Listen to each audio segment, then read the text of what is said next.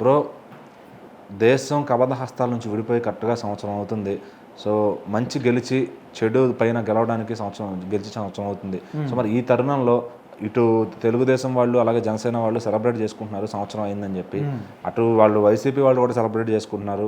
ఏదంటే వాళ్ళు ఒక రకంగా సెలబ్రేట్ చేసుకుంటున్నారు. సో అంటే ఇక్కడ ఇది ఒక పోరు జరుగుతుంది తెలియకుండానే. ఒకవేళ ఉన్న ఫలంగా ఇప్పటికిప్పుడు మళ్ళీ ఎలక్షన్లు వస్తే ఈ గత సంవత్సరంలో చూసిన పాలనతో కొంతమంది విసిగిపోయాం అంటున్నారు. కొంతమంది ఏ క్లాస్గా ఉంది, మేము నమ్మిన ప్రభుత్వం వచ్చింది, బాగా చేస్తున్నారు అంటున్నారు. సో మరి ఇప్పటికిప్పుడు మళ్ళీ ఉన్న ఫలంగా ఎలక్షన్ పెడితే ఏ పార్టీకి ఎక్కువ మెజారిటీ ఉందో సర్వేలు ఎట్లా ఉన్నాయి? అంటే ఇప్పుడు నిజంగా వైఎస్ఆర్సీపీ పార్టీలో ఉన్న వాళ్ళందరూ కూడా మాట్లాడే విధానం కానీ వాళ్ళు ఊహించుకుంటున్న విధానం చూస్తూ ఉంటే అసలు వీళ్ళకు మతి ఉండే మాట్లాడుతున్నారని కొంతమంది జోక్ అని కూడా అనుకుంటున్నారు అనమాట. అంటే ఇప్పుడు ఎంత నమ్మకంగా ఉన్నారంటే ఉన్న పలంగా ఇప్పుడు ఒకవేళ ఎలక్షన్లు మళ్ళీ పెడితే ఖచ్చితంగా మేమే గెలుస్తాము, వైఎస్ఆర్సీపీ గెలుస్తుందని వాళ్ళు చాలా నమ్మకంగా చెప్తున్నారు. కాకపోతే ఏ నమ్మకంతో చెప్తున్నారు, ఏ ఆధారంతో చెప్తున్నారు, మీరు ఏం చేశారని చెప్తున్నారు అనేది దాని గురించి అడిగితే మాత్రం ఒక పాయింట్ లేదు వాళ్ళ దగ్గర.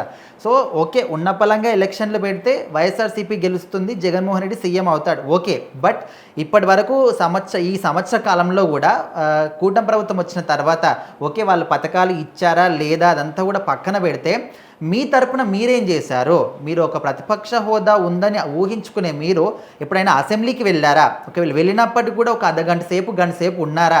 ఉన్నప్పటికీ కూడా మీరు ఏమైనా ప్రజల సమస్యల గురించి మాట్లాడారా? లేకపోతే కూటమి ప్రభుత్వం ఇస్తున్నటువంటి హామీలు కానీ పథకాలు కానీ ఇవ్వట్లేదని చెప్పేసి ప్రజల తరపున మీరు గొంతెత్తి ప్రశ్నించారా? ఏం చేశారని మీకు ప్రజలు మళ్ళీ ఓటేస్తారు అనే దాని గురించి వాళ్ళు ఖచ్చితంగా ఆలోచించాలి. ఎక్కడికి వెళ్ళినా కూడా ఒక మనిషి చనిపోతే ఓకే టీడీపీ వాళ్ళు చంపేయించారని చెప్పేసి అక్కడ మీడియా ముందు మాట్లాడడం కానీ, ఒక అఘాయిత్యం జరిగితే ఓకే ఇది వాళ్ళే చేయించారు, కాలం చేయించారు, కక్షపూరితంగా చేయించారని చెప్పేసి అక్కడికి వెళ్ళి మీడియా ముందు మాట్లాడడం. అంటే ఎక్కడికి వెళ్ళినా కూడా ప్రజల గురించి వాళ్ళ సమస్యల గురించి మాట్లాడడం పక్కన పెట్టేసి ఏ విధంగా కూటమి ప్రభుత్వం మీద బురద చల్లాలి, ఏ విధంగా వాళ్ళ మీద నెగిటివ్ ఇంపాక్ట్ కలిగించాలి, ఏ విధంగా వాళ్ళని ప్రజల్లో నెగిటివ్గా ప్రచారం చేయాలని దాని గురించే తప్ప ఎక్కడ కూడా జనాల గురించి కానీ వాళ్ళ సమస్యల గురించి కానీ వాళ్ళ స్థితిగతుల గురించి కానీ మాట్లాడిన దాఖలాలు లేవు. మరి ఏ నమ్మకంతో మేము కలుస్తామని చెప్తున్నారంటే ఈరోజు కూటమి ప్రభుత్వం తరపున పవన్ కళ్యాణ్ గారు ఒక పిలుపునిచ్చారు. మనకు ఒక పీడ విరగడయ్యి సంవత్సరం అవుతుంది, ఖచ్చితంగా అందరూ కూడా సంబరాలు చేసుకోండి, దీపావళి పండుగ జరుపుకోండి, సాయంత్రం వేళ ఖచ్చితంగా బాణసంచ కాల్చుకోండి అనే విధంగా కూడా ఒక పిలుపునిచ్చారు. అందరూ హ్యాపీగా సంబరాలు చేసుకుంటున్నారు.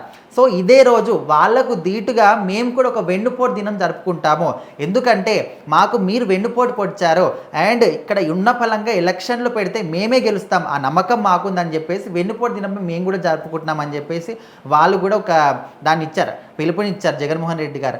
అయితే ఇప్పుడు వాళ్ళు ఇచ్చిన దానికి కూడా ఒక మీనింగ్ ఉంది అనుకోవచ్చు. అంటే వెన్నుపోటు దినం అంటే ప్రజలు ఈయనకు వెన్నుపోటు కాదు, ఈయన ప్రజలకు వెన్నుపోటు పొడిచాడని చెప్పేసి దానికి 1 year అయిందని వీళ్ళు జరుపుకోవడం అంటే ఇది ఒక మీనింగ్ ఉంటుంది.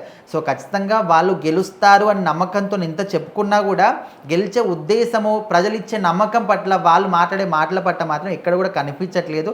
మరి ఏ నమ్మకంతో చెప్తున్నారు ఏంటనేది ఇంకా వాళ్ళ ఊహాగానాలకే వదిలేయచ్చు.